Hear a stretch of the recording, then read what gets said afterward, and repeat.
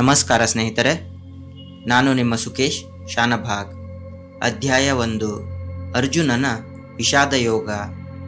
ಕುರುಕ್ಷೇತ್ರದ ಯುದ್ಧ ಭೂಮಿಯಲ್ಲಿ ಅರ್ಜುನನು ಗೊಂದಲ, ಭಯ ಮತ್ತು ತನ್ನ ಸಂಬಂಧಿಗಳ ವಿರುದ್ಧವೇ ಯುದ್ಧ ಮಾಡುವ ಪರಿಸ್ಥಿತಿ ಬಂದಿರುವುದಕ್ಕೆ ದುಃಖದಲ್ಲಿ ಮುಳುಗುತ್ತಾನೆ.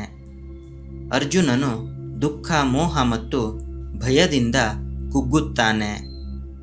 ಧರ್ಮ ಅಧರ್ಮದ ನಡುವಿನ ಗೊಂದಲದಲ್ಲಿ ತನ್ನ ಶಸ್ತ್ರವನ್ನು ತ್ಯಾಗ ಮಾಡಲು ನಿರ್ಧರಿಸುತ್ತಾನೆ.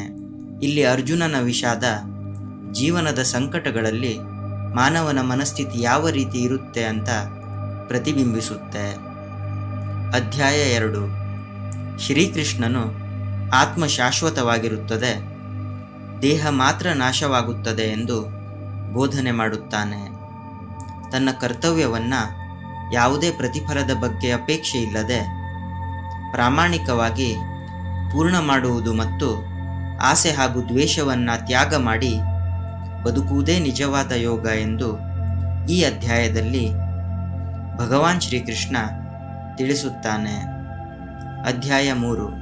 ಕರ್ಮಯೋಗ. ಎಲ್ಲರೂ ಕರ್ಮವನ್ನು ಅಂದರೆ ತಮ್ಮ ತಮ್ಮ ಕೆಲಸವನ್ನು ಮಾಡಲೇಬೇಕು.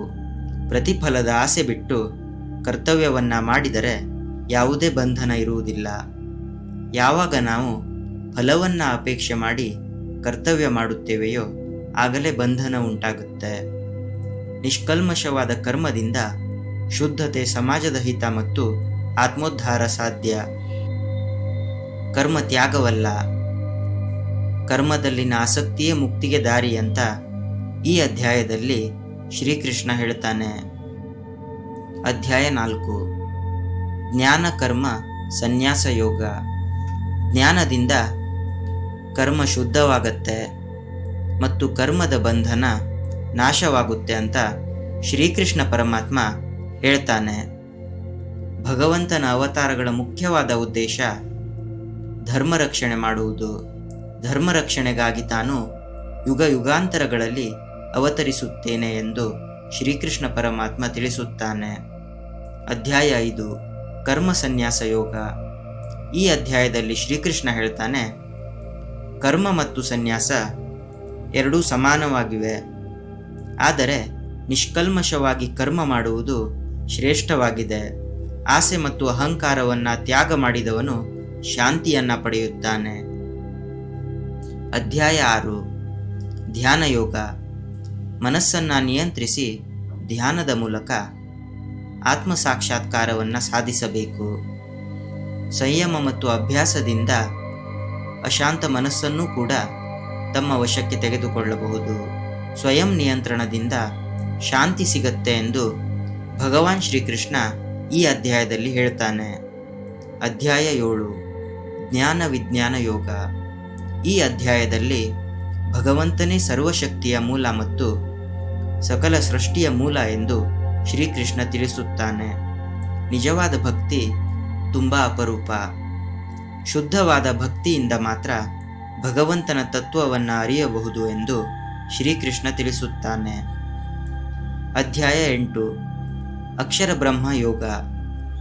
ಮರಣ ಸಮಯದ ಚಿಂತನೆ ಮುಂದಿನ ಗತಿಯನ್ನು ನಿರ್ಧಾರ ಮಾಡುತ್ತೆ. ಭಗವಂತನ ಸ್ಮರಣೆ ಮೋಕ್ಷಕ್ಕೆ ದಾರಿ. ಭಗವಂತನ ನಾಮಸ್ಮರಣೆಯಿಂದ ದೇಹವನ್ನು ತ್ಯಾಗ ಮಾಡಿದವನು ಮುಕ್ತಿ ಪಡೆಯುತ್ತಾನೆ ಎಂದು ಈ ಅಧ್ಯಾಯದಲ್ಲಿ ಶ್ರೀಕೃಷ್ಣ ಹೇಳ್ತಾನೆ. ಅಧ್ಯಾಯ 9. ರಾಜವಿದ್ಯಾ ರಾಜಗುಹ್ಯ ಯೋಗ. ಭಕ್ತಿ ಎಲ್ಲರಿಗೂ ಮುಕ್ತವಾಗಿದೆ ಮತ್ತು ಭಕ್ತಿಯೇ ಅತ್ಯಂತ ಶ್ರೇಷ್ಠವಾದಂತಹ ಜ್ಞಾನವಾಗಿದೆ.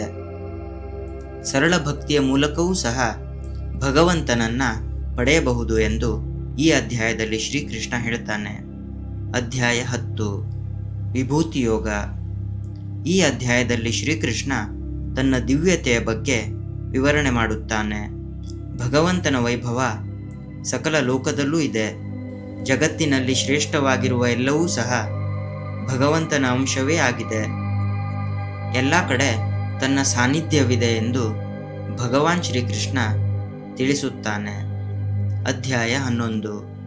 ವಿಶ್ವರೂಪ ದರ್ಶನ ಯೋಗ. ಈ ಅಧ್ಯಾಯದಲ್ಲಿ ಶ್ರೀಕೃಷ್ಣ ಅರ್ಜುನನಿಗೆ ತನ್ನ ವಿಶ್ವರೂಪವನ್ನು ತೋರಿಸಿ ತನ್ನ ಮಹಿಮೆಯನ್ನು ಪ್ರಕಟಣೆ ಮಾಡುತ್ತಾನೆ. ಶ್ರೀಕೃಷ್ಣನ ವಿಶ್ವರೂಪ ದರ್ಶನದಿಂದ ಸಂಪೂರ್ಣ ಸೃಷ್ಟಿಯೂ ಅವನೊಳಗೆ ಇದೆ, ಭಗವಂತನೇ ಕಾಲಸ್ವರೂಪ ಮತ್ತು ಸರ್ವಶಕ್ತಿ ಎನ್ನುವುದು ಸ್ಪಷ್ಟವಾಗಿ ತಿಳಿಯುತ್ತೆ. ಅಧ್ಯಾಯ 12. ನಿಷ್ಕಾಮ ಹಾಗೂ ಶ್ರದ್ಧೆಯಿಂದ ಮಾಡುವ ಭಕ್ತಿಯೇ ಶ್ರೇಷ್ಠ ಮಾರ್ಗ. ಯಾವುದೇ ದ್ವೇಷ ಇಲ್ಲದಿರುವ ಕರುಣಾಮಯ ಭಕ್ತನು ಭಗವಂತನಿಗೆ ಪ್ರಿಯನಾಗಿರುತ್ತಾನೆ ಎಂದು ಶ್ರೀಕೃಷ್ಣ ಈ ಅಧ್ಯಾಯದಲ್ಲಿ ಹೇಳ್ತಾನೆ. ಅಧ್ಯಾಯ 13. ಕ್ಷೇತ್ರಜ್ಞ ವಿಭಾಗ ಯೋಗ. ದೇಹವು ಕ್ಷೇತ್ರ ಮತ್ತು ಆತ್ಮವು ಕ್ಷೇತ್ರಜ್ಞ ಎಂದು ಶ್ರೀಕೃಷ್ಣ ಈ ಅಧ್ಯಾಯದಲ್ಲಿ ವಿವರಣೆ ಮಾಡುತ್ತಾನೆ. ಜ್ಞಾನದಿಂದ ಆತ್ಮ ಪರಮಾತ್ಮ ನಡುವಿನ ಭೇದವನ್ನು ಅರಿತವನು ಮುಕ್ತನಾಗುತ್ತಾನೆ. ಅಧ್ಯಾಯ 14. ಗುಣತ್ರಯ ವಿಭಾಗ ಯೋಗ. ಸತ್ವ ರಜ ತಮ ಎನ್ನುವಂತಹ 3 ಗುಣಗಳು ಮಾನವನನ್ನು ಬಂಧಿಸುತ್ತವೆ.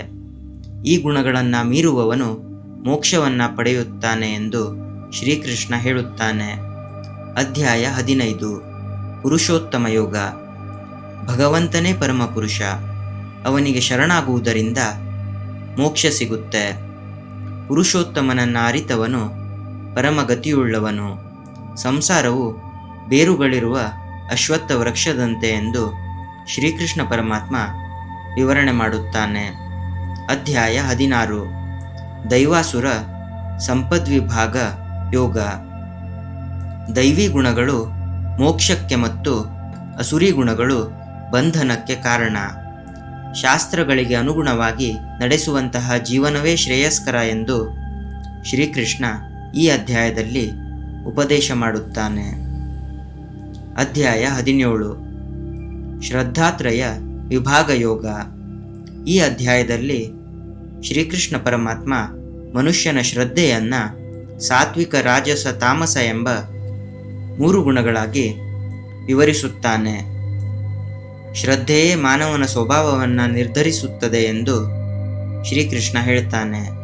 ಆಹಾರ, ತಪಸ್ಸು, ಯಜ್ಞ ಮತ್ತು ದಾನ ಎಲ್ಲವೂ ಸಹ ವ್ಯಕ್ತಿಯ ಶ್ರದ್ಧೆಯ ಗುಣದ ಮೇಲೆ ಅವಲಂಬಿತವಾಗಿದೆ ಎಂದು ಶ್ರೀಕೃಷ್ಣ ವಿವರಣೆ ಮಾಡ್ತಾನೆ.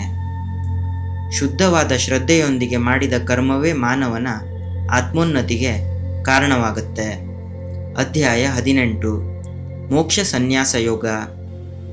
ಎಲ್ಲ ಧರ್ಮಗಳನ್ನು ತ್ಯಾಗ ಮಾಡಿ ಭಗವಂತನಿಗೆ ಶರಣಾಗುವೆಂದು ಶ್ರೀಕೃಷ್ಣ ಉಪದೇಶ ಮಾಡ್ತಾನೆ.